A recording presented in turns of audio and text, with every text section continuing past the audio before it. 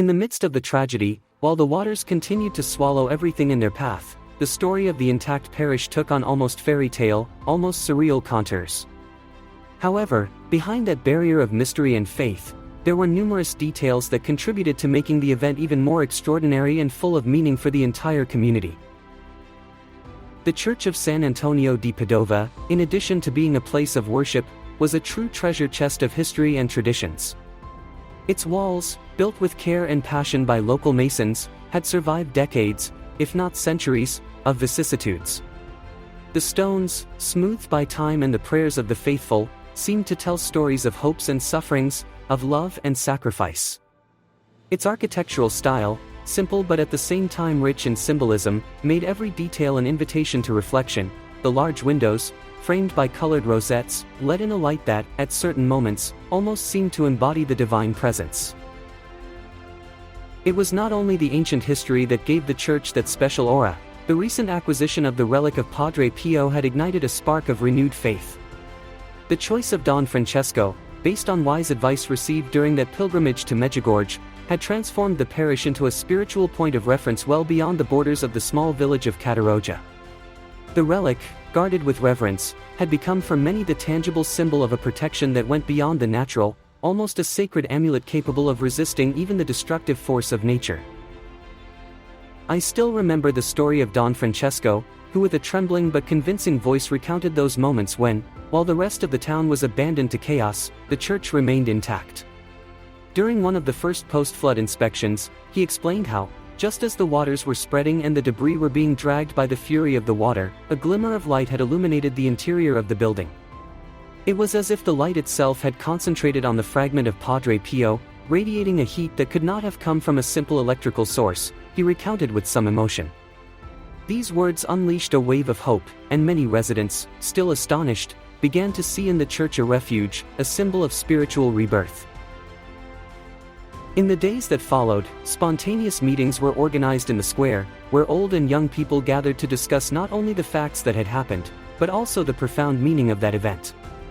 Some spoke of how, in the past, faith had guided them through equally dark moments, while others wondered about the mystery of nature and how it, in that moment, seemed to have served as the backdrop to a divine act. These moments of sharing became a true community ritual, in which suffering was transformed into solidarity and pain was mixed with a new hope. The story of the intact church was not the only one that was intertwined in those days. In a small bar in the village, a group of elderly people were animatedly discussing the miracles they had witnessed. A gentleman, known to all as Grandpa Giovanni, was telling how, during the flood, he had seen a brave young man save a dog in difficulty, dragging it out of the water at the mercy of the current. It was a simple gesture, but it made me understand that even in the darkest moments, human goodness does not fail, he said with a resigned smile, remembering the moment as if it had been a sign of destiny. A young mother, with shining eyes, also remembered the anguish she had experienced when her son was trapped in a submerged car. The speed with which the rescuers intervened, almost as if an invisible force was guiding their actions, echoed that protection that seemed to have embraced the entire community. There was no shortage of testimonies. There were stories of families who, thanks to collective prayer, managed to reconnect with their missing loved ones, and of those who, entering the church, felt such a positive energy that for a moment it erased the sense of terror. The church had become a sanctuary, not only for those seeking shelter from the flood, but also for those who needed to rebuild their spirit, to find meaning in the midst of chaos. These stories, although different from each other, all converged toward the same message. In every corner of Catarroja, even in the midst of destruction, there was the possibility of a miracle, the certainty that good could triumph. One aspect that many scholars and enthusiasts of miraculous phenomena have begun to investigate concerns the arrangement of the elements inside the church. According to some hypotheses, the architecture of the place itself, with its central altar and the particular arrangement of the columns, could have contributed to creating a field of protective energy. Some experts in the history of art and religious architecture have observed that in many sacred buildings the geometric shapes and the choice of materials are never random. In this case, the strength of the walls, combined with a particular synergy between natural light and religious symbolism, could have triggered a phenomenon that escapes purely scientific explanation. One hypothesis, advanced by some scholars, suggests that the relic of Padre Pio, positioned in a central position, functions as a catalyst for an energy barrier that prevented the water from crossing the sacred threshold. Furthermore, some local craftsmen pointed out that the church had recently undergone restoration work, aimed at strengthening the structure and preserving its integrity. These interventions, although carried out for purely aesthetic and conservation reasons, may have played an unexpected role in ensuring that extraordinary resistance. The combination of ancient techniques and modern methods of restoration has given the parish a strength that goes far beyond mere material resistance, transforming it into a symbol of hope and resilience. Alongside the almost supernatural miracles, we must not forget the courage and dedication of the rescuers. These men and women, often from the same community, risked their own lives to save others. During the rescue operations, numerous stories of heroism went around the surrounding villages. A young volunteer, still inexperienced but animated by an innate courage, managed to extract an elderly man trapped under the debris of a collapsed house. With rapid and determined gestures, he acted as a bridge between the desperate call to life and the unexpected mercy that seemed to radiate from the parish. These gestures, small and large, have become symbols of a humanity that, despite adversity, knows how to come together to give support to those in need. Community involvement was not limited to the relief effort. In every corner of Kataroja, there were those who organized fundraisers, those who opened their homes to welcome refugees, and those who simply listened and consoled those who had lost everything.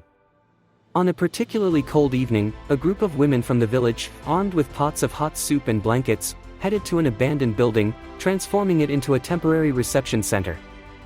The atmosphere was filled with a sense of community and solidarity that went far beyond individual differences, uniting everyone under a single flag, that of rebirth and faith. As time passed and the waters slowly began to recede, leaving behind a landscape marked by devastation but also by hope, the story of the miracle of the intact parish became a point of reference for the future. It was not only a question of faith, but a life lesson. Even in moments when all seems lost, there is always a spark of light capable of illuminating the path. Don Francesco, recovering from the initial shock, began to organize weekly meetings in which citizens could express their emotions, share memories, and projects for reconstruction. These meetings, held inside the church, now a symbol of protective and renewing energy, became a true laboratory of ideas. Young people, old people, artisans, and professionals discussed how to rethink the community, integrating the past with the present and laying the foundations for a future in which human resilience could coexist with respect for nature. The discussions were not only about the practical aspects of reconstruction, but also deeper reflections on the meaning of faith and spirituality in a constantly changing world. Many participants wondered whether the miracle was not, in reality, an invitation to rediscover more authentic values, to rediscover the beauty of conviviality and mutual aid. From that perspective, the relic of Padre Pio was not only an object of devotion, but a tangible symbol of the transformative power of prayer and hope. As the rescue operations concluded and the community prepared for a long phase of reconstruction, new projects were born that were destined to give a different face to Kataroja. Among these, one of the most ambitious was the idea of transforming the parish into a cultural and spiritual center, a meeting place open to anyone who wanted to experience that feeling of protection and rebirth. The idea was to organize events, concerts, moments of collective prayer and debates on the meaning of faith in the modern era, making the church a bridge between the past and the future.